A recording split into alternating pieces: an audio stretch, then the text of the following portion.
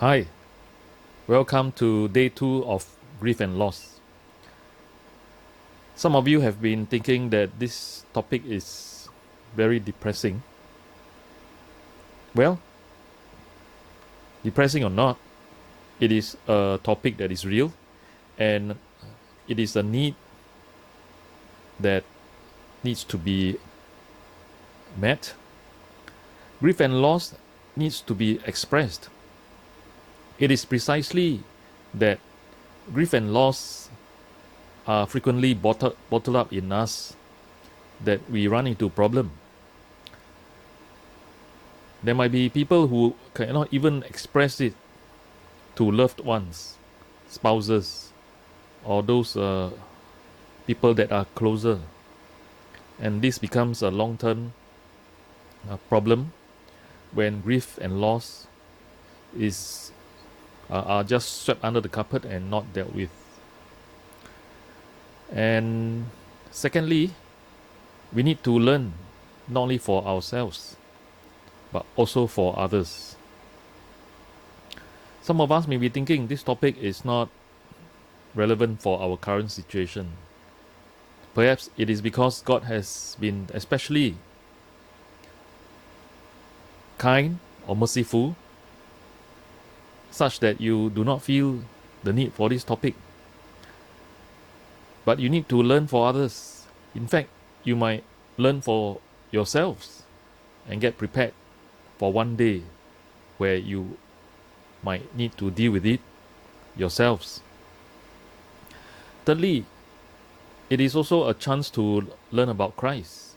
In fact, Isaiah 53:3 says that he was despised and rejected by men, a man of sorrows and acquainted with grief. And as one from whom men hide their faces, he was despised, and we esteemed him not. The Isaiah passage, of course, points to the coming Messiah. And it says here that even the Messiah is a man of sorrow and acquainted with grief. This topic will also help us learn about the pain and suffering of Christ as he lived on earth 2000 years ago. And as we follow this man of sorrow, acquainted with grief, may we also learn to take on his character and grieve over things that are required to be grieved over. And lastly, the last reason of us doing such topics would be that let me give you an analogy. Like, the car, in order to move forward efficiently, you have to deal with both the pull and the push forces. When you step on the petrol, the quality of petrol, the engine, all this will power the car forward. And it's good to talk about these positive energies that move the car forward. But life is not only about positive energies that pushes us forward only. There are things that drag us from the back. There is the drag. There is the friction. There is that fracture. There is that puncture. There is that looseness of the equipment that prevent us from enjoying the maximum speed, the cruising speed. And in life, we have not only have to deal with the positive things. We like positive things that move us forward, attract us forward. But believe me, there are things that will drag us down. And both the pull and push forces need to be dealt with. In fact, these topics that we are talking about, these topics, whether it's depression, anger, all these are topics that will hinder us from enjoying the abundant life. all this topic would hinder our testimony.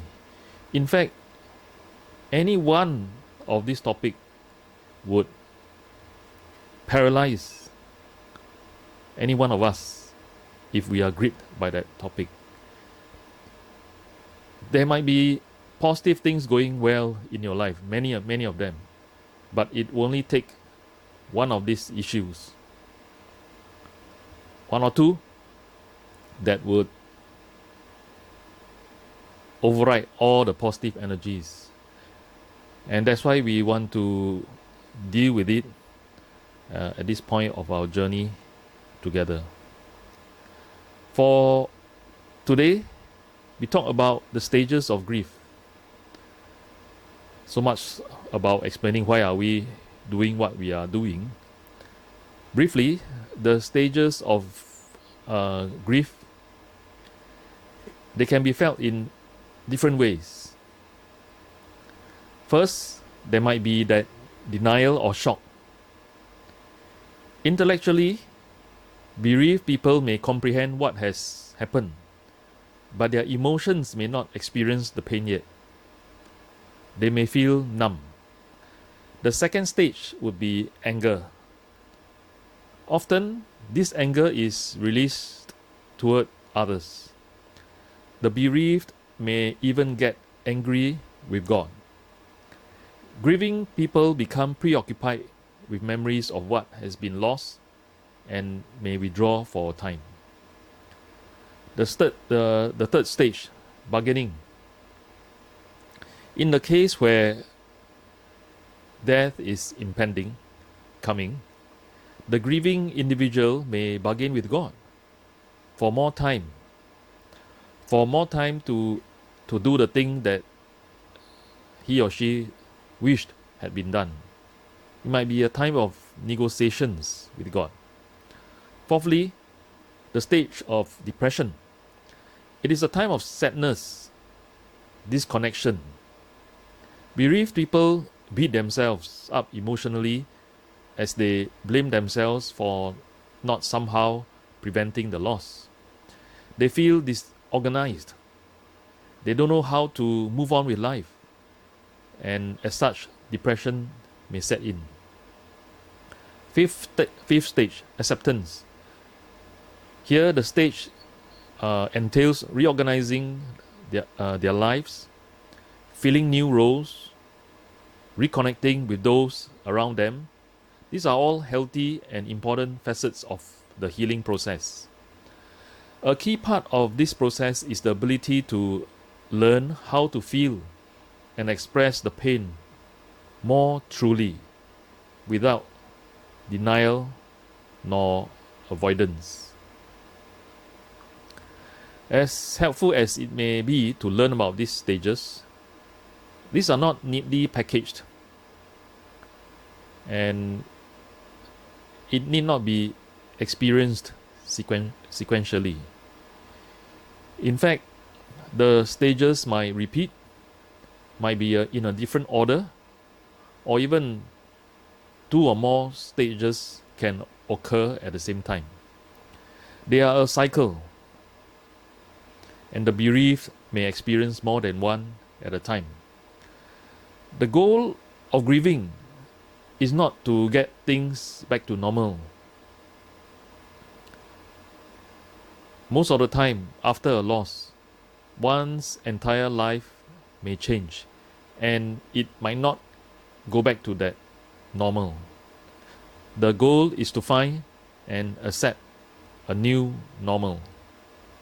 And this new normal is something we are trained to accept, especially for the year 2020, 2021.